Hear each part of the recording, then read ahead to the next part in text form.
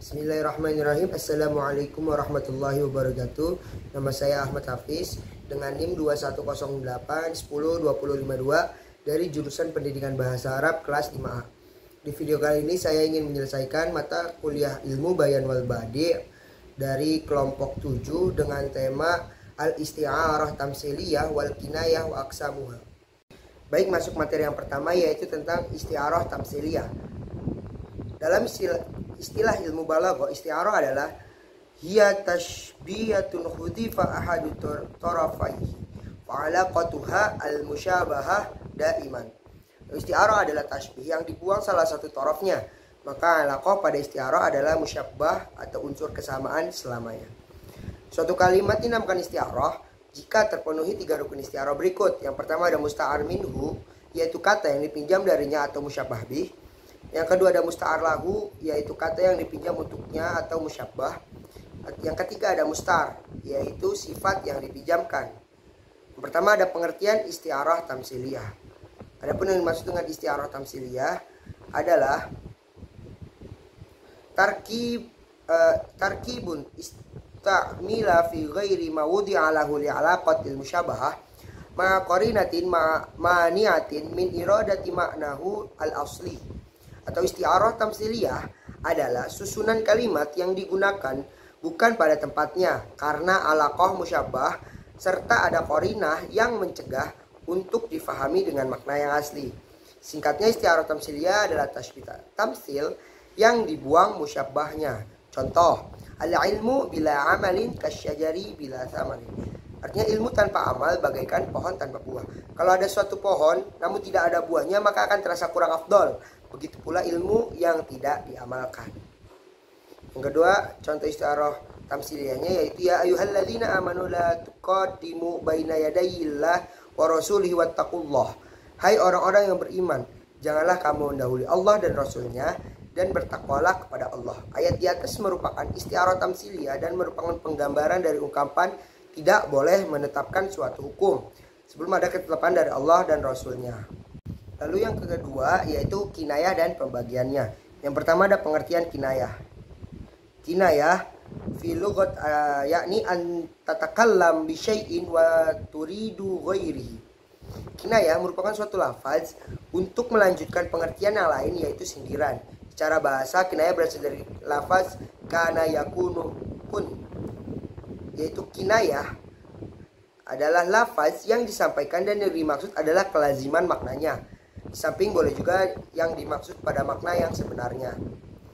Dari pengertian tersebut dapat difahami bahwa kinayah adalah suatu ungkapan yang biasa dipakai oleh suatu kaum dan yang dimaksud adalah bukan makna aslinya, walaupun bisa diartikan dengan makna yang sebenarnya.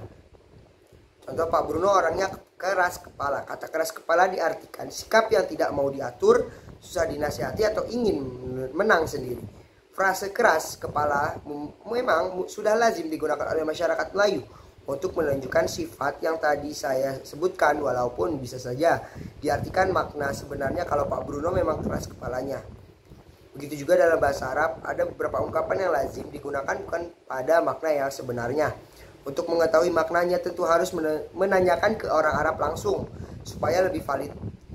Berikut ada contoh kinayah dari syair maupun dari Al-Quran. Aliyun kasirur romadi, artinya Ali mempunyai banyak abu.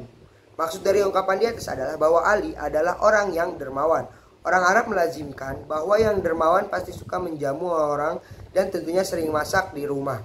Dahulu kala orang masak menggunakan kayu bakar sehingga menghasilkan hasil abu yang banyak. Contoh lainnya yaitu wamro'atu hammalatal hatab, artinya dan begitu pula istrinya, yaitu istri Abu Lahab, pembawa kayu bakar. Pembawa kayu bakar diartikan penyebar fitnah. Istri Abu Lahab disebutkan pembawa kayu bakar karena dia selalu menyebarkan fitnah untuk memburuk-burukan Nabi Muhammad SAW dan kaum muslimin. Lafaz yang dikinayakan disebut dengan muqanna anhu dan lafaz kinayah disebut muqannabi. Lanjut yaitu pembagian kinayah. Pembagian kinayah ditinjau dari segi muqanna anhu atau makna yang kita kendaki. Ada 3, yaitu kinayah tatlubu biha sifat, yaitu kinayah yang apabila makna yang kita kehendaki itu serupa dengan sifat. Misalnya tawilul khojad, yaitu sifat bagi orang yang tinggi badannya. Di dalam kinayah ini kita disebut mausuf, baik itu diucapkan atau dipahami, dari siyaqul kalam dan disebut sebagai sifat yang lazim bagi mausuf. Contohnya Muhammadun tawilul hijad. Muhammad adalah mausuf dan sifat yang lazim bagi mausuf. Tawilul hijad berarti tawilul qomah. Sifat kinayah dapat dibedakan menjadi dua macam, yaitu kinayah qoribah, yaitu kinayah dekat, kinayah yang tanpa perantara, di mana pikiran kita dapat menangkap langsung dari makna lafaz yang diucapkan kepada makna yang dikehendaki. Contoh, apabila orang mengatakan si fulan tebal kantongnya, dari kalimat ini kita langsung dapat mengerti bahwa si fulan banyak uangnya. Tidak perlu perantara lagi sebab tebal kantong memang banyak uangnya. Yang kedua, ada kinayah ba'idah atau kinayah jauh. Kinayah yang memerlukan pemikiran untuk menafsirkan kalimat tersebut, makna yang diucapkan kepada makna yang dikehendaki. Contohnya, Abbas kasirur ramad. Abbas banyak abu dapurnya. Kinayah daripada Abbas adalah pemurah, tetapi untuk memahami makna tersebut memerlukan media dari kasirur ramad kepada al-jarad, tidak bisa berpindah secara langsung. Kedua, ada kinayah an mausuf. Kinayah an mausuf adalah kinayah yang mukonna anhunya berupa mausuf atau sesuatu yang disifati. Contohnya, huwa harisun ala malihi. Artinya dia penjaga hartanya, maksudnya adalah orang yang kikir. Yang ketiga ada kinayah nisbah. Itu kinayah yang menghubungkan suatu sifat kepada seseorang. Jadi sifat itu tidak langsung kita ungkapkan atau kita ucapkan kepada orang yang kita kehendaki. Contohnya, kita berkata kepada orang lain tidak mau tahu dengan urusan orang, tidak peduli sama sekali. Contohnya, khairunas mayanfa'u linnas.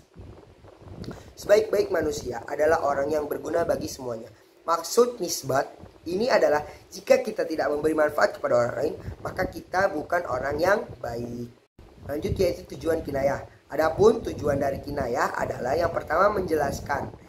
Kinayah ini digunakan untuk memberikan gambaran yang tampak dari kelihatan. Contoh, qara'a Ahmadun sinnat. Artinya Ahmad menghentakkan giginya atau marah. Yang kedua ada meringkas kalimat. Ungkapan kinayah bisa digunakan untuk meringkas suatu kalimat atau ungkapan yang panjang. Contoh, fulanun mahzulul fasil. Artinya si fulan itu kurus anak sapinya atau dermawan. Yang ketiga ada menghindari ungkapan yang dianggap jelek atau buruk. Penggunaan kinayah dalam mengungkapkan suatu ide bisa juga bertujuan untuk mengganti suatu kata yang dianggap jelek untuk diucapkan. Contoh, wa thaqilus sam'i. Artinya dia berat pendengarannya atau tuli. Yang keempat, memelihara kesopanan. Menghindari kata-kata yang dianggap tabu atau malu untuk diungkapkan. Contoh, aulamastumun nisa. Artinya atau kalian menyentuh perempuan dalam atau berhubungan suami istri. Yang kelima adalah menyembunyikan. Contohnya ahlud dar. Artinya penghuni rumah atau istrinya. Lalu yang keempat adalah perbedaan antara kinayah dengan majaz. Majaz tidak boleh dipakai atau untuk makna hakiki karena ada qarinah yang mencegahnya. Seperti kalamani asad. Tidak boleh diartikan dengan hayawan muftaris. Pada contoh ini karena ada alaqahnya untuk menggunakan makna yang hakiki, yaitu kalamani. Karena yang dapat berbicara dengan manusia adalah manusia itu sendiri. Tidak mungkin singa dapat bercakap dengan manusia. Kinayah suatu lafaz yang kita sebutkan, sedangkan yang kita kehendaki makna yang lain bagi makna hakiki tersebut. Serta boleh juga kita artikan dengan makna hakiki. Karena antara makna yang hakiki dengan kinayah ada hubungan yang sangat erat tentang makna yang kita maksudkan. Di samping itu juga, kinayah atau sindiran ini lebih sopan dan lebih enak didengar. Sebab apabila dijelaskan dengan makna yang hakiki, terkadang kurang enak didengar dan memungkinkan bisa menyakiti perasaan orang yang mendengarnya. Mungkin cukup sekian dari saya. Kurang lebihnya mohon maaf. Wallahul muwaffiq ila aqwamit thoriq. Wassalamualaikum warahmatullahi wabarakatuh.